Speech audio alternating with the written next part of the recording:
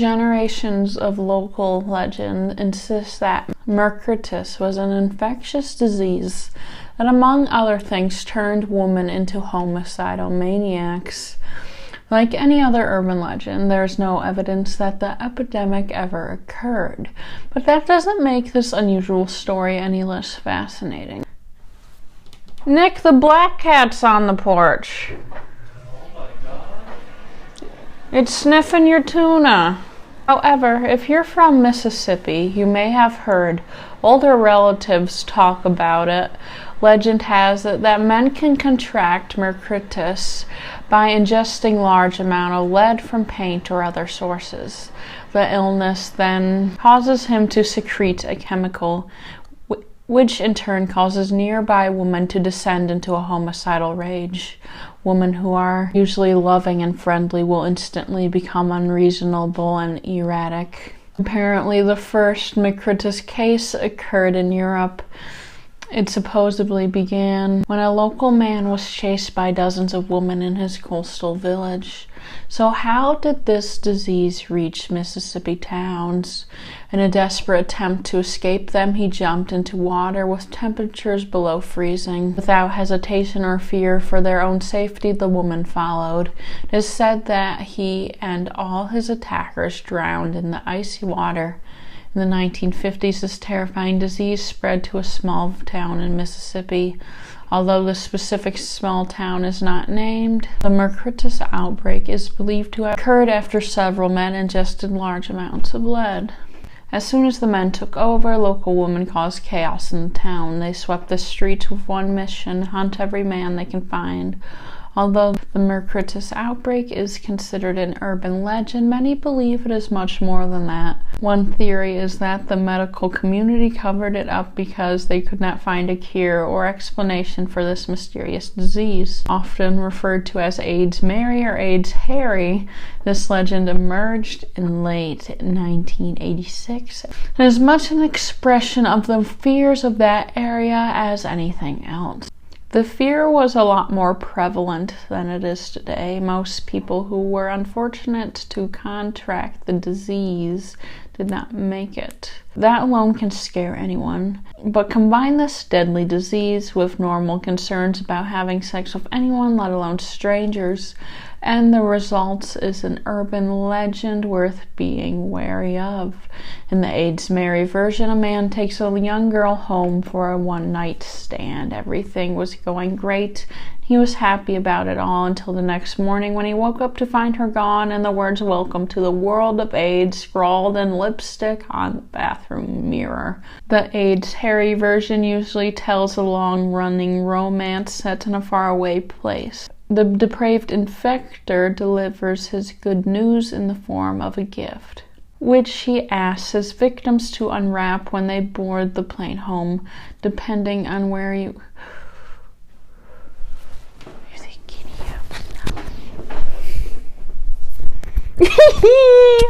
you stink.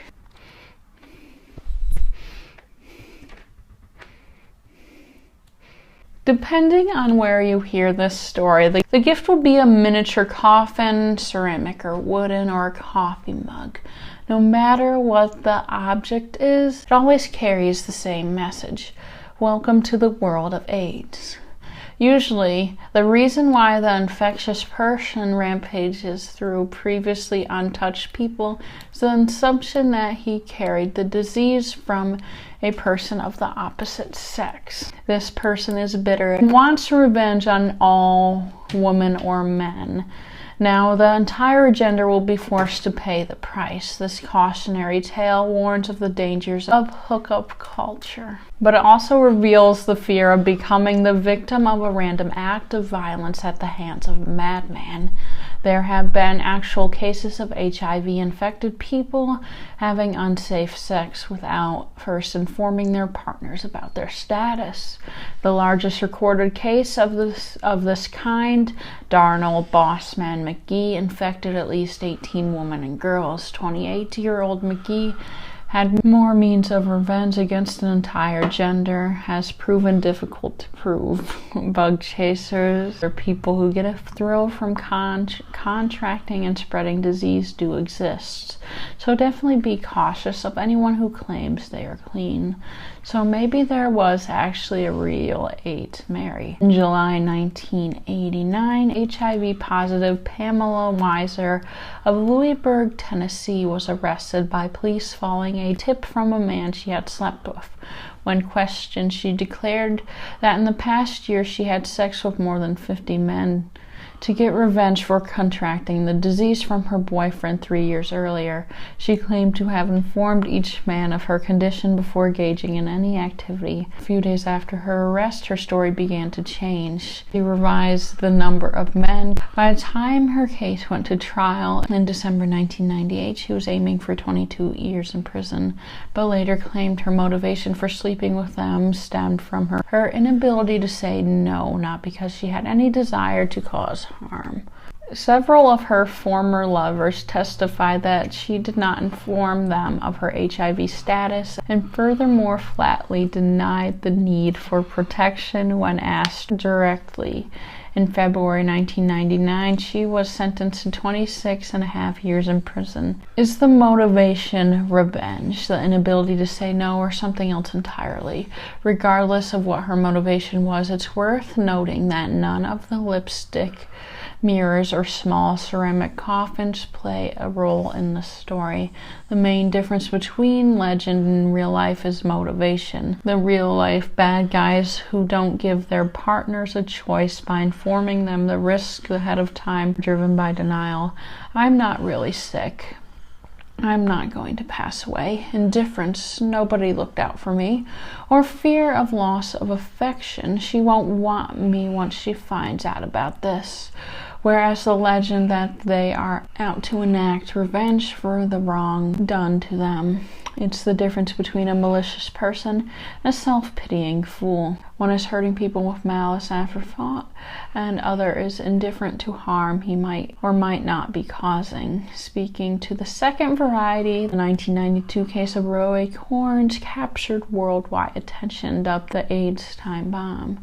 He was accused of knowingly infecting at least 4 women, one of whom has since lost the life to the disease, as has he.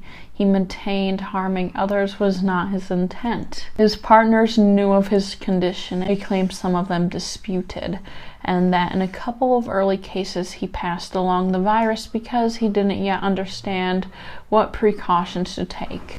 While in a later case, he and his fiancée were trying for a baby and she took the risks willingly. Investigator wanted to refute his claim about how this whole infection took place, but then they found themselves looking for a plausible explanation for his actions. He cannot take revenge on all women because one particular woman gave him the virus.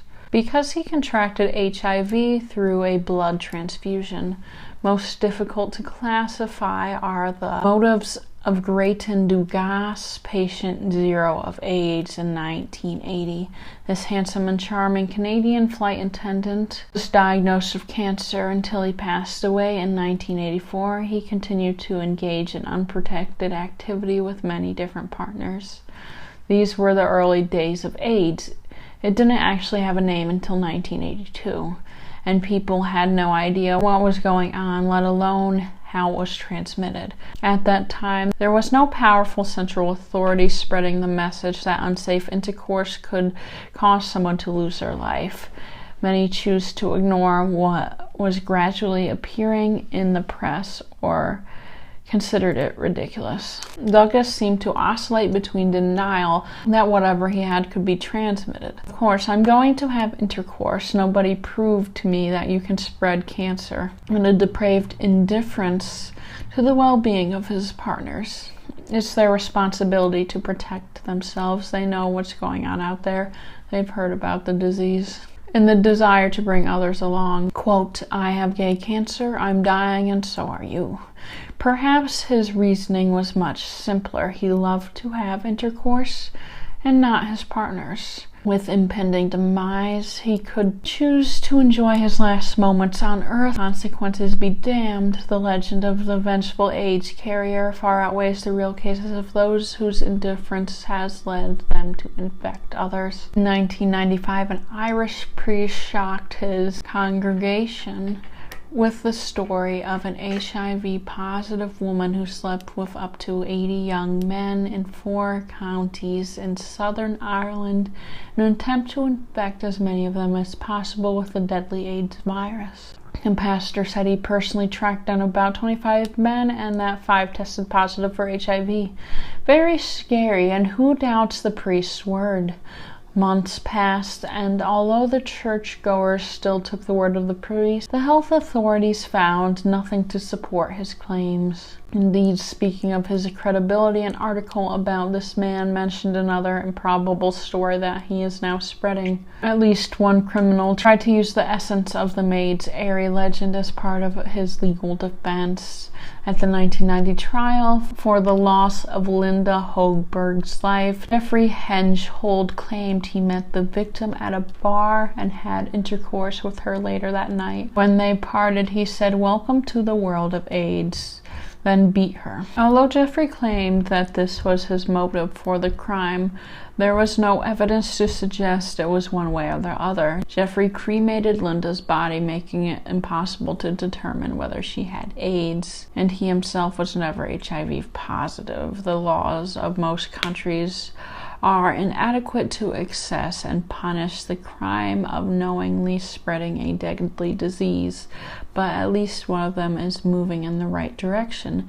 Britain is even now trying to reform the law to malicious bodily harm. Those who simply fail to take proper precautions will be charged with a lesser offense of causing. A similar legend is the pin-prick attacks. A young woman is walking on a crowded street when she suddenly feels pain in her wrist, accompanied by dizziness, and believes that she has been the victim of a syringe attack by a passerby.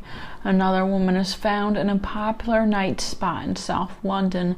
After dancing with a stranger who offers to buy her a drink, she declines and they part ways. Soon after, she feels a tingling sensation in her hand but ignores it. Later, she becomes dizzy and passes out. The press writes about the event, categorizing it as a needle attack. One headline proclaims waitress doped by stranger at bar.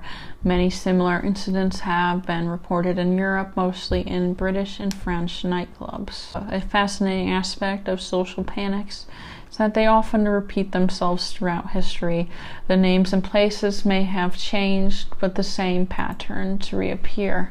The latest wave began in the spring of 2021, when alarming reports of needle attacks began to appear across the UK, with police recording more than 1,300 cases. In recent months, French authorities have recorded at least 300 cases. However, there is yet to be a confirmed case or conviction. A typical victim is a young woman in a nightclub with friends. When she feels dizzy after drinking a small amount of alcohol, she is taken home or to the hospital. The next day, she has trouble remembering the events of the previous night. After she hears about the suggestion she may have been struck with a needle or a syringe, she examines her body for an attack and finds vague signs that confirm her suspicions. A scratch, bruise, bump, or spot believed to be an injection site. The panic began after sensational British media coverage of some high-profile cases and the emergence of more victims, prompting a flood of posts on social media. As more women shared their experiences, including photos of suspected puncture marks, there was a public outcry for police to do more. A 2022 UK police report that most victims were female aged 18 to 21, and the majority of incidents occurred in clubs and pubs. There were many reasons for skepticism: sticking someone with a needle while clubbing with their friends and doing it without anyone noticing defies belief. Injecting someone in a dark nightclub through the victim's clothes would be very difficult, as would holding the needle in the victim long enough to administer the drug. Injecting without their knowledge would be incredibly difficult. Another red flag relates to the set of reported symptoms. Shortly after the reports of pricking began to emerge, a British tabloid published a list of indicators that suggest someone has been attacked. These include confusion, loss of balance, visual disturbances, nausea, vomiting, and feeling more intoxicated than expected, and loss of consciousness. The problem is that these symptoms are indistinguishable from intoxication. In most cases, suspected victims were examined in an emergency room. No sedatives were found in their system. In cases where there were substances, they were mostly prescriptions. One of the suspected victims tested positive for a central nervous system depressant used to treat sleep disorders. It causes drowsiness, slows the heart rate, and can be dangerous if overused.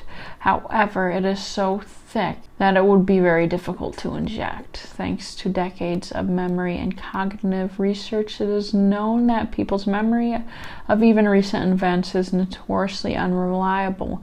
Before the attack, many of the victims admitted they had been drinking, but insisted they were not drunk. However, a study of suspected drinkers in Australia found that people often underestimate the amount of alcohol consumed. In one case, a 17-year-old girl was hospitalized after drinking 1 glass of vodka, or so she said. On further questioning, she also remembered drinking beer and whiskey. The study analyzed blood and urine samples from 97 patients who arrived at the hospital's emergency room. None showed traces of tranquilizers. Another study looked at 75 mostly female patients who presented to a Welsh hospital trauma center and told doctors their drinks had been spiked at a local club or bar. Investigators found no evidence that any of the women had consumed spiked beverages. 20% had recreational substances in their system, while nearly 2/3 drank too much. Embarrassed patients may give the excuse that they drank too much. Incapacitated by a night of drinking, local doctor Peter Saul suggested it was always suspected that people would say their drink was natural when they might have misjudged how much alcohol was consumed. When you go home and your parents are there and you throw up, you get sympathy when you say my drink was contaminated. You won't get sympathy when you say you've been at the bar too long. Local panic involves imaginated or exaggerated threats to society from malicious individuals or groups. Historical scapegoats include witches, Jews, communists, foreigners, and homosexuals. Epidemics have been triggered by a sensational media report that receives saturated attention. Sarah Buckle is an important character in the needle prick attacks. The young university student was partying with friends on the night of September 28th, 2021, when she passed out, only to wake up in the hospital with no memory of the night before. After an uneventful night, she said, "I felt sick and my friend felt something was wrong." It was not unusual for a young woman to throw up during a night out. In a later interview, she seems to indicate that she had not consumed a considerable amount of alcohol, telling a reporter she was not stupidly or overly intoxicated. She was only considering the possibility of being a victim of the needle attacks.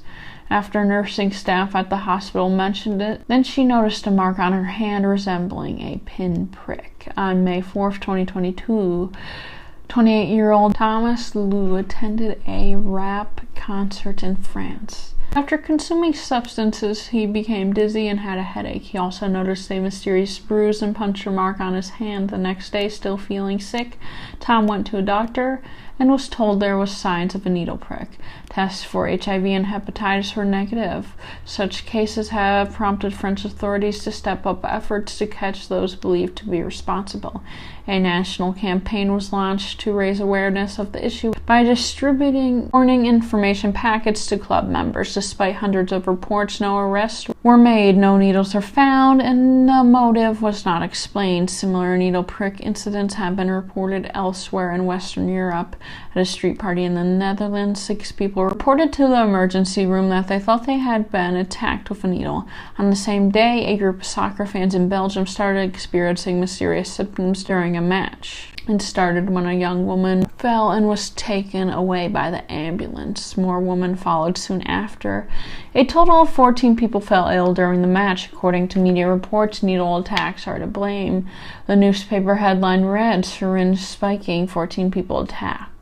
However, none of the 8 people brought to the hospital had substances in them. The situation escalated a few days later when 24 girls developed headaches, nausea, and shortness of breath at a festival in Belgium. Several victims reported feeling a sting before symptoms appeared.